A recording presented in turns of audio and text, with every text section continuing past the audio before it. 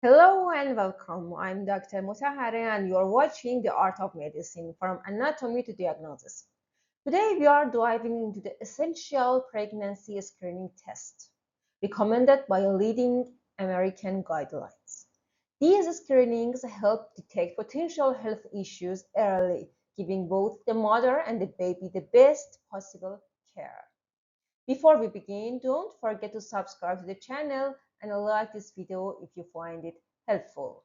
It really supports the work we do to make medicine more understandable for everyone. Let's start. In the first trimester, several important screenings are done that include infectious disease testing, an early ultrasound, several genetic screening tests, and in some centers, preeclampsia risk screening. Infectious disease. Universal screening for infectious disease is a crucial part of prenatal care. All pregnant women should be tested for HIV, hepatitis B, and syphilis. Early detection allows for timely treatment to prevent transmission to the baby. We also screen for rubella and varicella immunity, not to treat infections directly, but to ensure the mother is protected from these viruses. If not immune, vaccination is recommended after delivery. Additionally, chlamydia and gonorrhea screening is important for women under 25 or those at increased risk. These infections can lead to preterm labor or neonatal infection if left untreated. Lastly, urine culture is done between 11 to 14 gestational weeks to detect asymptomatic bacteriuria, which means that the woman has UTI, urinary tract infection, but she doesn't have any symptoms, which can cause pregnancy complications if left untreated. An early pregnancy ultrasound. This test usually done between 6 and 10 weeks. It's a vital tool for confirming a healthy start to pregnancy. This scan confirms that the pregnancy is located in the uterus, verified fetal heartbeat, and can determine if there are multiple gestations like twins or triplets.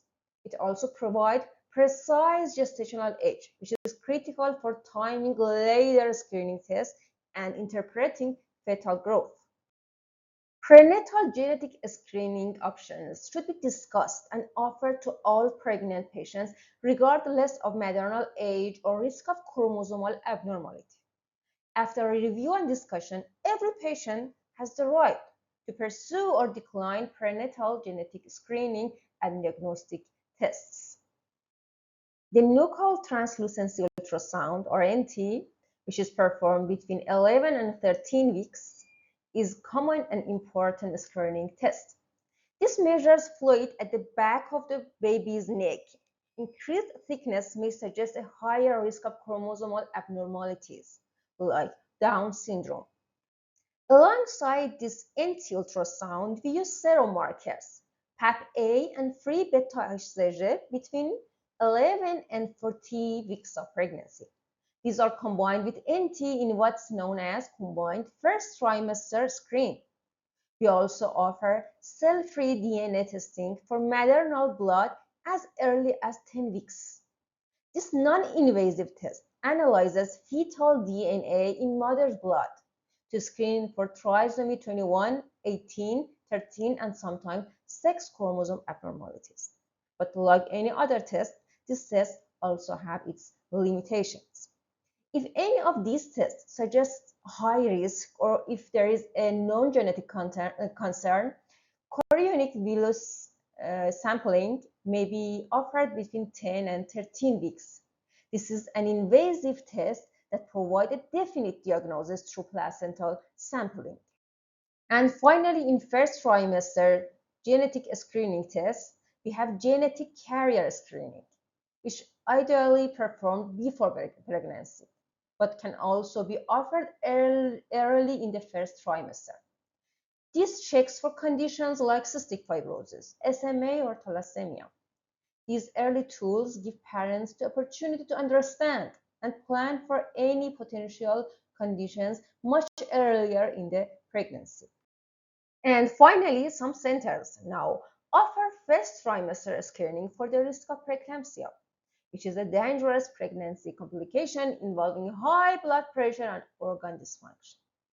This screening may include a uterine artery Doppler ultrasound, maternal blood pressure, and blood tests like PAP-A and PIGF. These factors are combined with maternal history to assess the risk. If a woman is found to be high risk, she may be started on low-dose aspirin before 16 weeks. A simple step shown to significantly reduce the risk of preeclampsia. While not yet a standard everywhere, this prevention approach is gaining traction.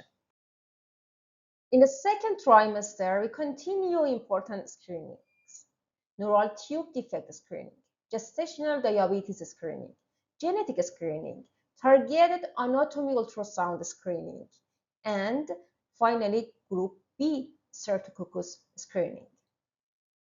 Screening for neural tube defects like spina bifida is typically done in the second trimester, between 16 and 18 weeks.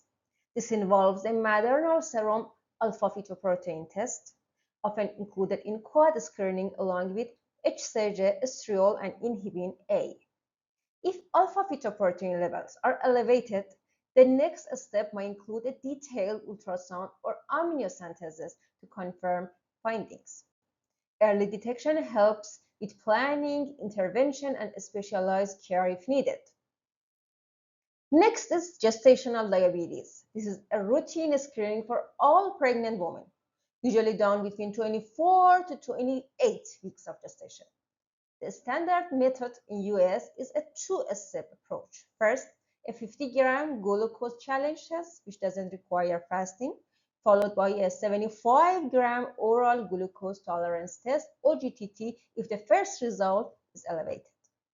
High-risk women, such as those with obesity, polycystic ovarian syndrome, or a history of gestational diabetes, should be screened earlier in the first trimester. Early detection helps reduce risks like preeclampsia, macrosomia, C-section, and many other things related to gestational diabetes. The targeted anatomy ultrasound, which is done between 18 and 22 weeks, is one of the most critical evaluations. It checks baby's organs, limbs, spine, brain, and heart in detail and can detect many major birth defects. If any abnormality is suspected or if a previous screening raised some concern, a diagnostic test like amniocentesis may be offered between 15 and 20 weeks. This involves analyzing a small sample of amniotic fluid for genetic conditions, including chromosomal abnormalities. Let's talk about second trimester genetic screening tests. The most widely used blood test is quad screen, performed between 15 and 22 weeks. It measures alpha-fetoprotein, HCG, estriol, and inhibin A, helping to estimate the risk of Down syndrome, trisomy 18, and neural tube defects like spina bifida. And the last one is Group B Streptococcus screening. As pregnancy nears full term, women are screened for Group B Streptococcus or GBS between 35 and 37 weeks. This involves a simple swab of vagina and rectum to detect bacterial colonization. GBS is not harmful to the mother, but can be life-threatening to the newborn, causing sepsis, pneumonia, and meningitis.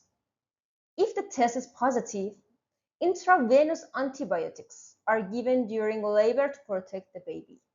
This routine screening has dramatically reduced early onset GBS infections in the newborn. It's really important to notice that patients with a negative screening test result should be made aware that this result substantially decreases the risk of targeted aneuploidy, but does not ensure that the fetus is unaffected. The potential for a fetus to be affected by genetic disorders that are not evaluated by a screening or diagnostic test should be reviewed. Even if patients have a negative screening test result, they may choose diagnostic tests later in the pregnancy, particularly if additional findings, such as fetal anomalies identified on ultrasound examination, become evident. It should be considered that no method of genetic screening tests that include a serum sample is as accurate in twin gestation as it is in single-toe pregnancies. This information should be incorporated into pre-test counseling for patients with multiple gestation. In addition, in multifetal gestations, if a fetal demise, vanishing tube, or anomaly is identified in one fetus, there is a significant risk of inaccurate test result if serum-based genetic testing or cell-free DNA is used.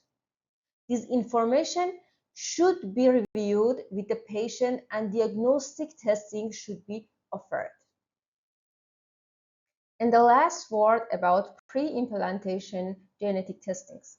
Because pre-implantation genetic testing is not uniformly accurate, prenatal screening and prenatal diagnosis should be offered to all patients, regardless of previous pre-implantation genetic testing. Thank you so much for watching. If you found this video helpful, please don't forget to like it, share it with others, and subscribe to my channel for more medical explanations made simple. I'm Dr. Motahare, and this is the Art of Medicine from Anatomy to Diagnosis. See you in the next video, and take good care.